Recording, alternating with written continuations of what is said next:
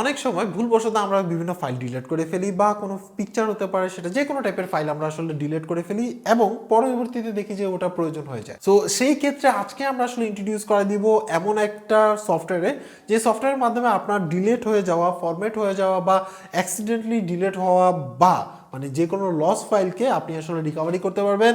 Actually ভিডিওটি প্রথম থেকে শেষ পর্যন্ত দেখবেন, দেন যদি আপনার কাছে মনে হয় যে এই সফটওয়্যার রিলায়েবল, দেন ওই সফটওয়্যারটা ইউজ করে আপনি চাইলে রিকভারি করার ট্রাই করতে পারেন। সো চলুন শুরু করে আজকের ভিডিও। সো ভিডিও ডিসক্রিপশনে যে লিঙ্ক আছে সেখান থেকে ক্লিক করে সরাসরি চলে আসবেন হচ্ছিল ফোনি ল্যাবের ডাটা রিট্রিভারের। এখানে এটা আসলে হচ্ছিল ডাটা রিকভারি সফটওয়্যার আর কি, এক কথায় যেটা বলতে চাই। তাহলে সেই ক্ষেত্রে এই ক্ষেত্রে আপনি লস যে কোনো টাইপের ডাটা, মেমরি কার্ডের হতে পারে, কম্পিউটার হতে পারে, ল্যাপটপ হতে পারে, বা ফ্ল্যাশ ড্রাইভ বা হার্ড ড্রাইভ বা এই টাইপের যে কোনো ড্রাইভের মানে স্টোরেজ ডিভাইস থেকে আপনি আসলে ডাটা রিকভারি করতে পারবেন। এবং ম্যাক্সিমাম টাইপেরই আপনার আসলে ডাটা রিকভারি করা সম্ভব তাদের ভাষ্য মতে, বা এখানে যেগুলো লেখা আছে আর কি। এছাড়া মজার কথা হচ্ছে যে আপনার কি কি রিকোয়ারমেন্ট লাগবে এই ডাটা রিকভারি করার জন্য সেই ইনফরমেশন গুলো দেওয়া আছে। মেমোরি কার্ডের করেন, ফ্ল্যাশ ড্রাইভের করেন, আর যেটাই করেন না কেন, সেই ক্ষেত্রে মাত্র সিম্পল 3টা স্টেপের মাধ্যমে আপনি কিন্তু বিভিন্ন টাইপের ডাটা রিকভারি করতে পারবেন। ফর এক্সাম্পল, ডিলেট হয়ে যাওয়া ডাটা, মানে আপনি যদি ফাইল থাকে সেগুলো আপনি রিকভারি করতে পারবেন। তারপরে হচ্ছে হলো আপনার ক্র্যাশ হয়ে যাওয়া পিসি বা ম্যাক আছে সেটাকে রিকভারি করতে পারবেন। হার্ড ড্রাইভ আপনি রিকভারি করতে পারবেন, পার্টিশন রিকভারি করতে পারবেন। দেন হচ্ছে হলো আরো অনেক অনেক আছে, রিসাইকেল বিন থেকে শুরু করে সিলেক্টেড ফাইল পর্যন্ত আপনি আসলে রিকভারি করতে পারবেন। ফাইল ফরম্যাট গুলো এখানে দেখানো হয়েছে, 3টে স্টেপের মাধ্যমে আপনি আসলে রিকভারি করতে পারবেন, সেই ইনফরমেশন গুলো দেওয়া হয়েছে। সো চলুন আমরা আসলে আগে ডাউনলোড করি, দেন দেখি যে কি অবস্থা। সো এখান থেকে আমরা জাস্ট হচ্ছে ডাউনলোডে ক্লিক করলাম। করার পরে হচ্ছিল তাদের যে ডাউনলোডটা আছে সেটা ডাউনলোড হয়ে যাবে। দেন হচ্ছে আমরা এটাকে ওপেন করব। সো এখানে আসার পরে দেখতে পাচ্ছেন আমরা জাস্ট ইনস্টলে ক্লিক করলাম, সাথে সাথে ইনস্টল হয়ে যাবে। ইটস ডিপেন্ড আসলে আপনার ইন্টারনেট স্পিডের উপরে।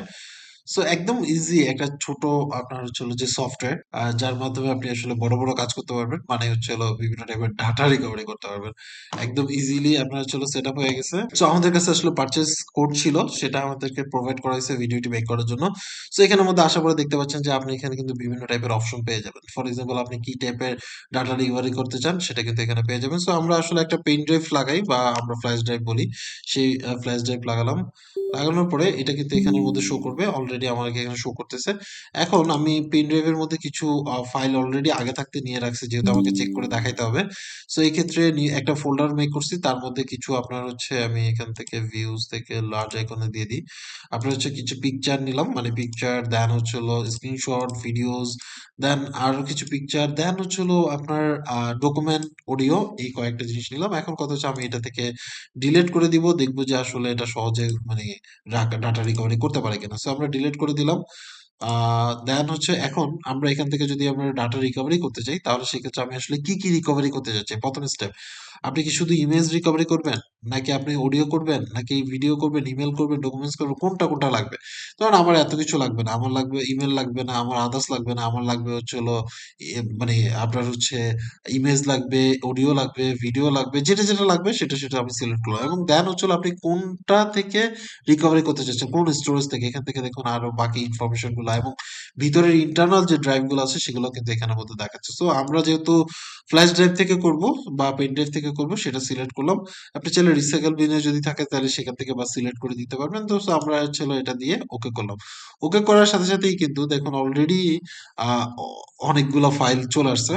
স্ক্যান করার মধ্যেই আপনার হচ্ছে আহ সাথে সাথে মানে একদমই সাথে সাথে চলে আসছে, ডিপ স্ক্যান করতেও হয়নি। তো এখান থেকে আমি আসলে দেখতে চাই যে কি কি পাইছি ভিডিওর মধ্যে।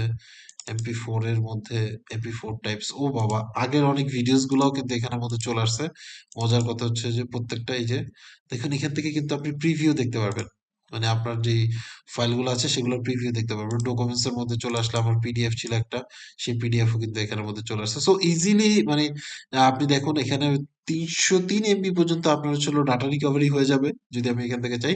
সো আমরা দেখি যে এটা আসলে রিকভারি করতে পারে কিনা। আমরা ইমেজও চাচ্ছি, ডকুমেন্টসও চাচ্ছি, এবং অডিওসও চাচ্ছি। প্রিভিউ কিন্তু এখান থেকে আপনি দেখতে পাচ্ছেন। সো সেই অপশন থাকতেছে। এবং আমরা রিকভারি করে আমি কোথায় রাখবো? ফর এক্সাম্পল, আমি এখানে একটা ফোল্ডার মেক করে নিই, নিউ ফোল্ডারের মধ্যে রাখি, জাস্ট নিউ ফোল্ডার, ডেস্কটপ থেকে আপনার হচ্ছে নিউ ফোল্ডার, এই যে নিউ ফোল্ডার দিলাম, দেন ওকে করলাম।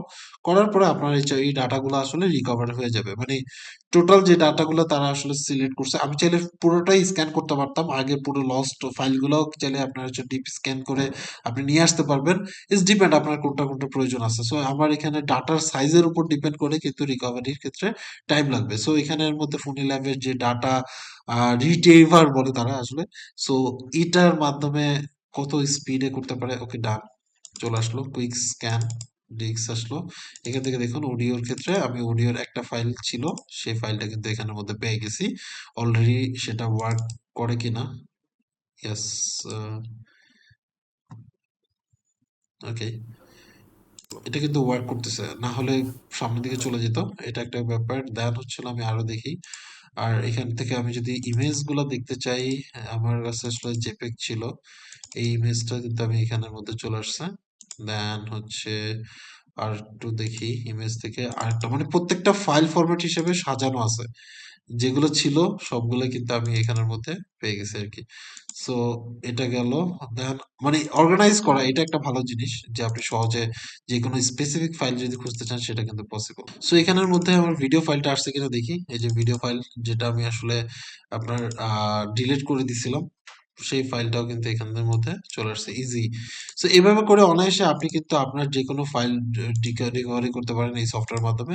এছাড়া আপনার এখানে আরো অনেক লিস্ট আছে, আপনি যদি যে না ফোল্ডার ওয়াইজ দেখবেন না, আপনি এইভাবে দেখতে চান, সেই স্টাইলে দেখতে পারেন। এটা ইউজুয়ালি আপনার কমন বা সুবিধা হয় আপনার দেখার জন্য।